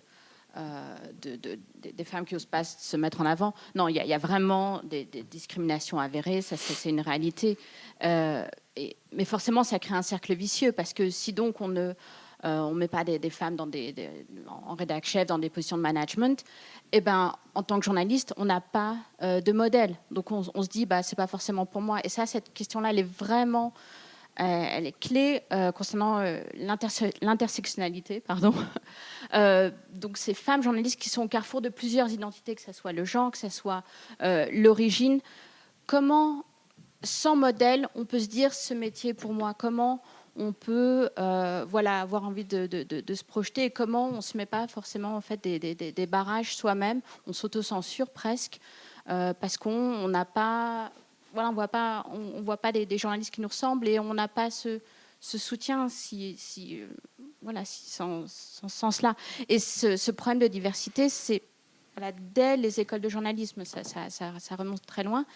Et il y a aussi un problème, et là je parle plus au niveau de la recherche, c'est qu'en France, il y a aussi très très peu d'études sur ces questions d'intersectionnalité dans le journalisme. Qu'en est-il? Où en est-on? Quand on a écrit notre livre, malheureusement, la plupart de nos chiffres venaient d'études réalisées, d'études anglo-saxonnes. Parce que là, ça fait plusieurs années qu'il y a beaucoup de travail qui est fait là-dessus, sur la réalité des journalistes, la diversité des journalistes ou le manque de diversité dans les rédactions, et ainsi de suite. Donc, il y a vraiment ce cercle vicieux. Sans modèle, finalement, on a des jeunes journalistes qui s'autocensurent et qui donc... Oui, bien sûr.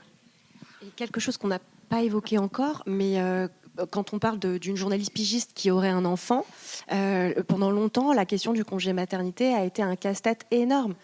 Et de nombreuses femmes pigistes, jusqu'à ces dernières années, n'ont pas eu de congé maternité, d'indemnité. Donc les décrets ont changé, mais c'est toujours compliqué. Si je prends mon cas personnel, j'ai touché une misère 9 mois après avoir accouché. Donc en gros, si je n'avais pas eu un compagnon à l'époque, enfin en tout cas une personne dans ma vie qui me permettait de vivre, j'aurais touché zéro. Et donc les carrières hachées, enfin ce qu'on retrouve encore une fois, pas que dans le journalisme, mais nous en tant que journalistes pigistes, parfois plus précaires, ces beaux moments de la vie, ce sont des moments qui nous précarisent encore plus, qui rendent après la reprise du travail compliqué. Nombre de journalistes ont travaillé aussi pendant leur arrêt maternité. Ça a été aussi mon cas.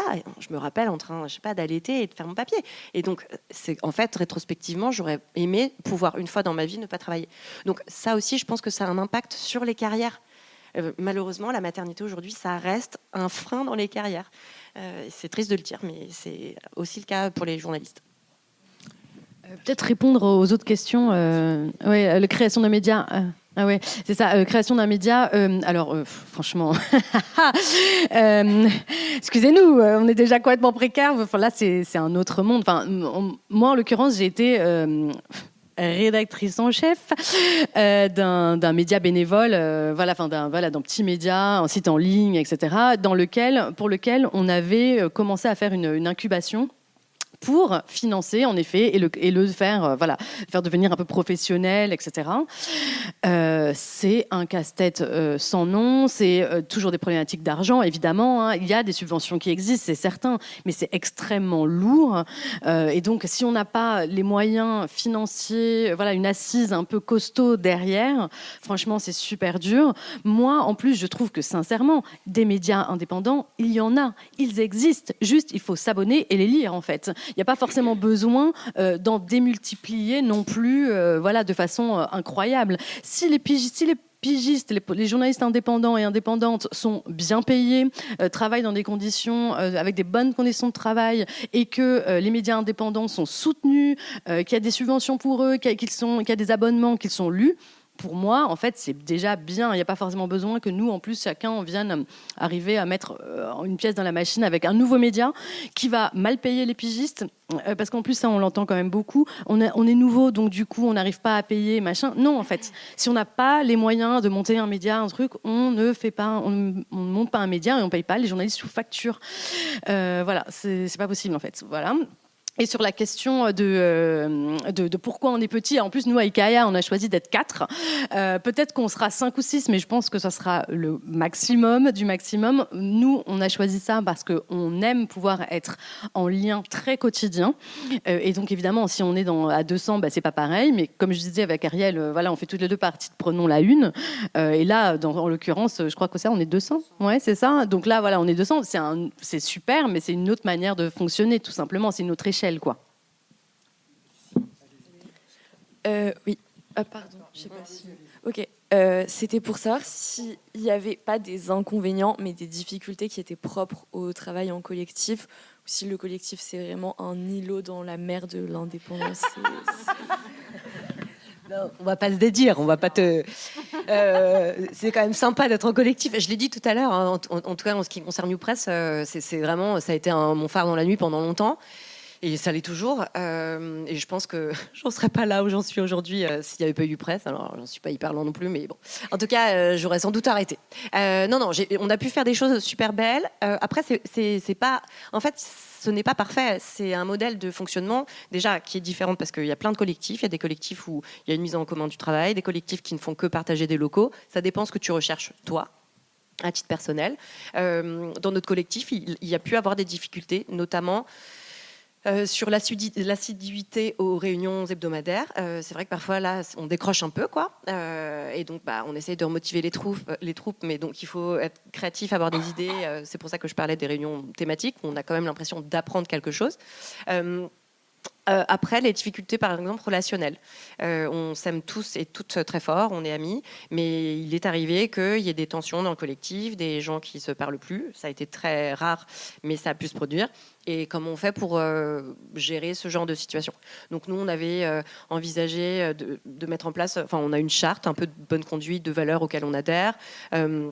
Et puis on s'était dit qu'on peut imaginer des médiations dans les cas où vraiment les gens ne s'adressent plus la parole, où il y a eu des mots qui ont été prononcés qui sont très durs, que quelqu'un prenne un peu la position du médiateur ou de la médiatrice, si les deux parties ont envie d'en discuter, bien évidemment. Et donc voilà, on a été une fois dans ce cas de figure, et finalement on a proposé, le truc s'est un peu apaisé, mais voilà, c'est jamais revenu comme avant. Et après, une des deux est partie pour d'autres raisons. Mais voilà, donc c'est des choses, oui, au quotidien, il y a ça, il y a l'humain. Et ça, tu l'auras dans une rédac de façon toxique et exponentielle. Là, tu choisis les gens avec qui tu travailles, donc c'est quelque chose que a priori, qui va être rare.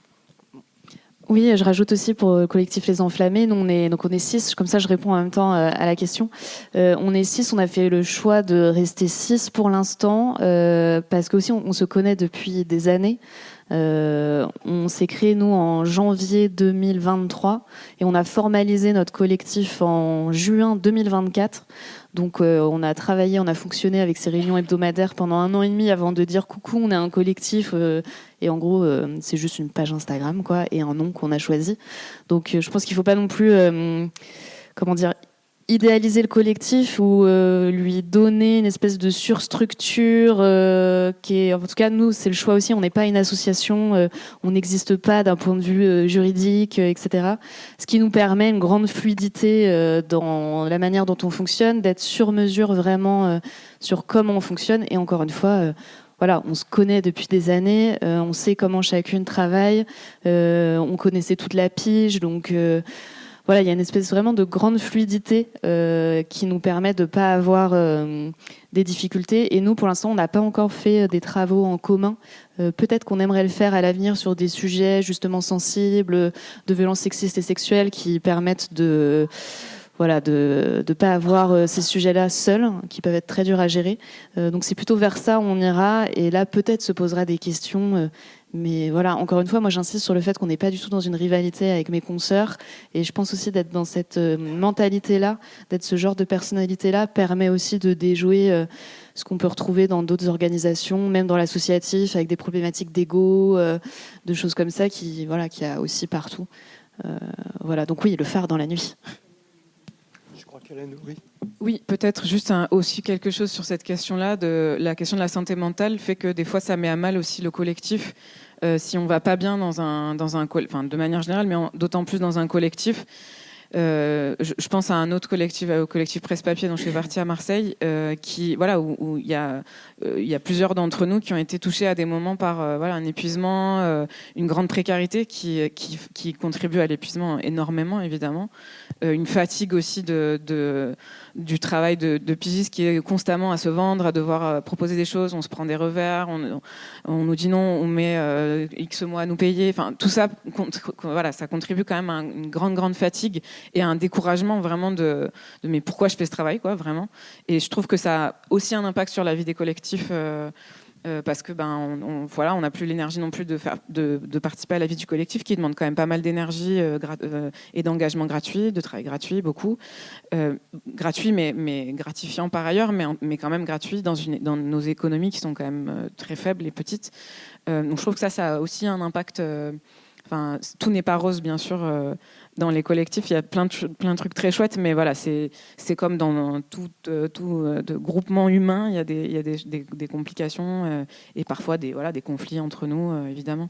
Et peut-être juste j'en profite pour répondre aux questions précédentes. La question de la taille au ronce, on se l'est posée. Il se trouve qu'on n'est pas non plus 15 000 à travailler sur des questions agricoles. Voilà. Donc, mais là, je crois qu'à 11, on est bien pour l'instant. Sachant qu'on n'a pas de fonctionnement très... on n'a pas du tout de réunion hebdomadaire, ni mensuelle, là, c'est annuel pour l'instant, donc tranquille. Mais voilà, je pense que plus, en effet, ça demande un gros travail de coordination qui prend beaucoup de temps aussi et d'énergie. Et sur la question du monde agricole masculin, alors oui, évidemment, c'est un monde très masculin, où les compétences, notamment techniques, sont attribuées en général aux hommes. Il se trouve que parmi nous, on est plusieurs à venir de milieux agricoles, ce qui ne fait pas de nous forcément des expertes, hein, évidemment, ça fait pas tout. Et il y en a même quelques-unes d'entre nous qui ont passé des brevets de responsable d'exploitation agricole pour prouver aux mecs d'en face que si, en fait, je sais exactement de quoi je parle, et j'en sais sûrement plus que toi. Et qui ont, certaines ont aussi des activités agricoles en parallèle. Mais c'est clairement un enjeu sur le terrain d'avoir affaire à beaucoup d'hommes, à la fois agriculteurs, mais aussi dans les syndicats agricoles, dans les responsables politiques, etc. C'est beaucoup des hommes. Et évidemment, il y a souvent ce réflexe de dévalorisation déjà des journalistes qui sont souvent pas très bien vus, à part dans de la presse financée par leurs propres deniers, ce qui n'est, bref. Et donc voilà, il y a une dévalorisation des journalistes de manière générale, et d'autant plus les personnes indépendantes, et d'autant plus quand on est des femmes, parce que de toute façon, on n'y connaît rien. Voilà, donc c'est compliqué, mais je trouve que ça développe toute une créativité dans la pratique du métier, qui est éprouvante, mais qui est assez salutaire, je pense. Je voulais juste rajouter un tout petit mot, si le temps me permet, sur la question du racisme et de l'intersectionnalité. Et je voulais juste avoir une pensée pour la consoeur Khadija Toufik. Donc vous avez peut-être entendu parler ces derniers jours, une très jeune consoeur, française mais racisée, et qui s'est pris les foudres, et qui est reporter en ce moment en Palestine, et qui couvre les évolutions terribles de ce qui se passe notamment en Cisjordanie ces jours-ci, et qui s'est pris les foudres de notamment une personne de BFM TV, parce qu'elle est femme, parce qu'elle est racisée, parce qu'elle est jeune aussi, je pense, et elle s'est fait insulter sur les réseaux. Pardon. Ah non, c'était BFM. Le mec, il me semble. C'était à vous, non? C'est à vous, pardon. Je crois. Mais peut-être deux en même temps. J'en ai bien peur. Voilà.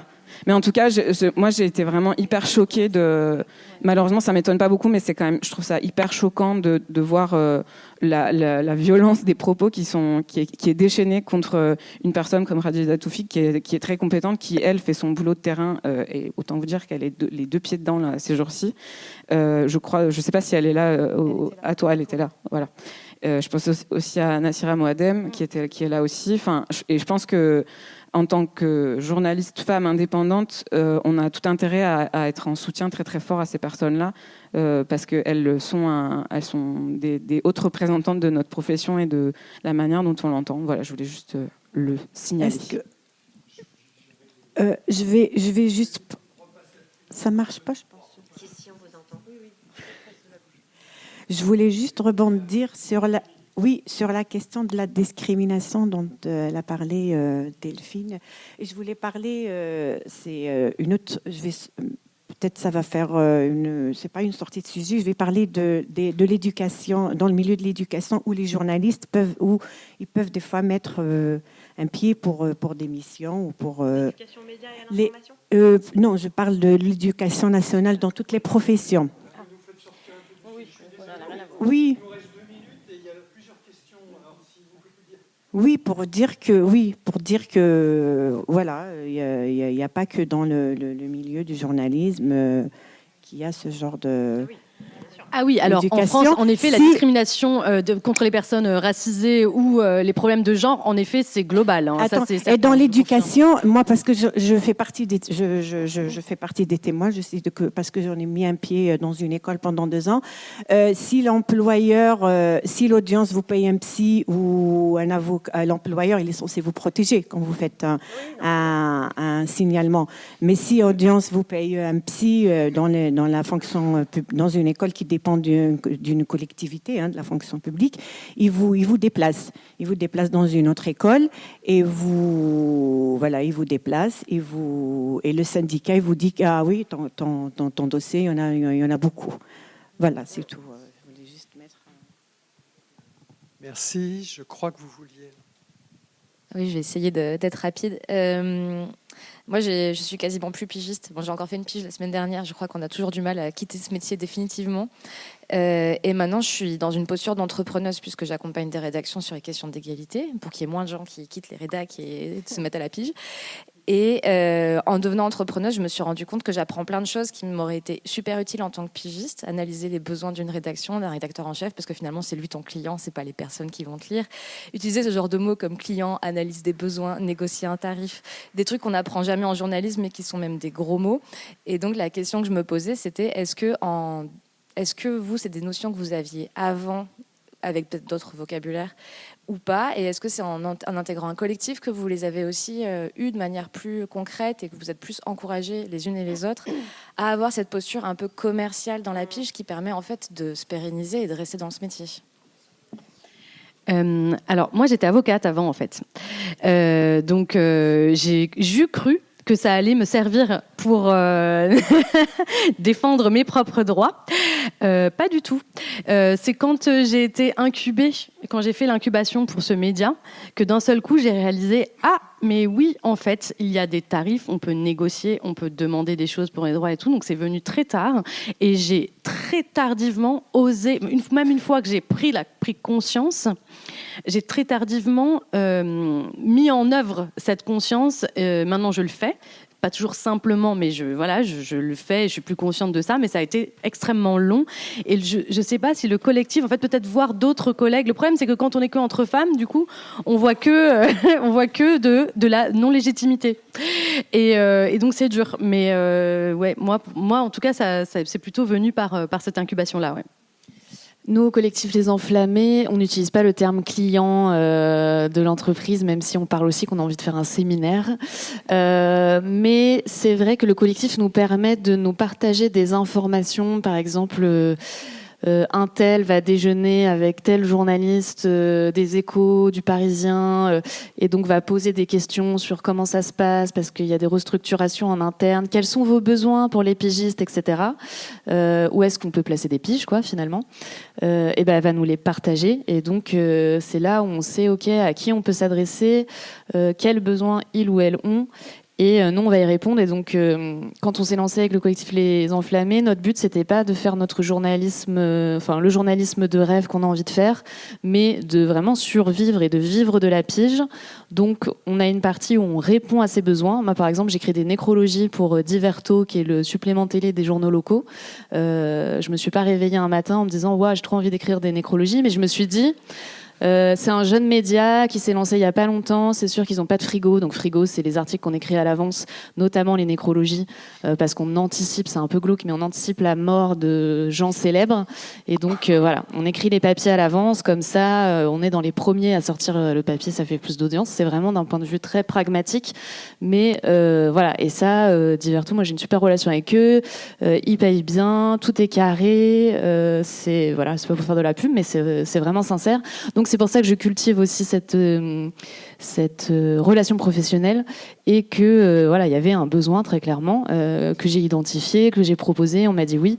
Et en parallèle, donc on fait tout ça aux Enflammés, vraiment on répond à ces besoins-là qui sont pas forcément les choses qu'on va mettre le plus en avant. Là, on intervient peut-être dans le côté marketing de soi. Et en parallèle, on va faire nos projets qui font plus rêver, du reportage au Japon, aux États-Unis, en Moldavie, en Équateur. Là, ça vous fait un petit peu plus rêver, nous aussi. Mais les nécrologies, c'est sympa comme exercice, un peu glauque, mais ça reste sympathique. Et un mot, juste, Madame est partie, mais elle est... qui évoquait le... Non, c'était vous, pardon. Sur les autres modes de gain. Donc, c'est vrai que vous avez parlé des livres. On est plusieurs ici à en avoir donc, écrit ou coécrit. Ça ne rapporte pas d'argent, mais ça peut être quelque chose en plus, parce qu'en général, ce n'est pas très bien payé. Mais on apprend aussi à négocier les droits d'auteur au fur et à mesure de l'expérience. Et je souligne aussi le fait qu'il y a possibilité donc, de participer ou de postuler à des bourses. Et en fait, c'est un bon exercice pour évaluer le coût d'une enquête, par exemple, puisque dans ces formulaires de candidature, il est demandé souvent d'estimer le nombre de jours nécessaires, combien on voudrait être payé. Et donc là, c'est une façon aussi de pouvoir, pour une fois, donner un tarif correct. Et de se dire, en fait, si j'envisage, je ne sais pas, 15 jours d'enquête, je ne vais pas mettre 200 €. Je vais mettre 200 € par jour, parce que c'est une bourse et que c'est l'occasion de pouvoir tarifer les choses de façon correcte. Voilà, juste garder ça en tête, parce qu'avec les rédactions, vous pouvez négocier un peu, notamment les frais pour les reportages à l'étranger. Si vous travaillez sur une enquête, vous pouvez aussi bénéficier d'un tarif parfois amélioré. C'est le cas à Mediapart qui propose des tarifs spécifiques pour l'enquête. Sinon, ça peut se négocier, ça peut, mais ça ne va pas forcément marcher. Mais voilà,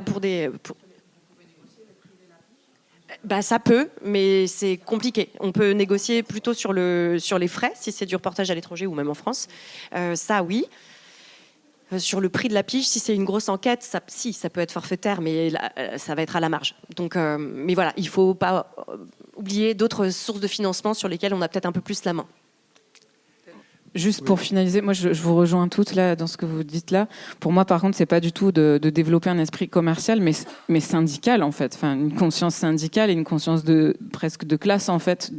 Oui, on va négocier nos frais de reportage. Oui, on va évaluer notre travail à sa juste valeur. Pour moi, c'est pas une question commerciale, c'est de revendiquer et de défendre nos droits en fait. D'accord, merci. Voilà. On a débordé.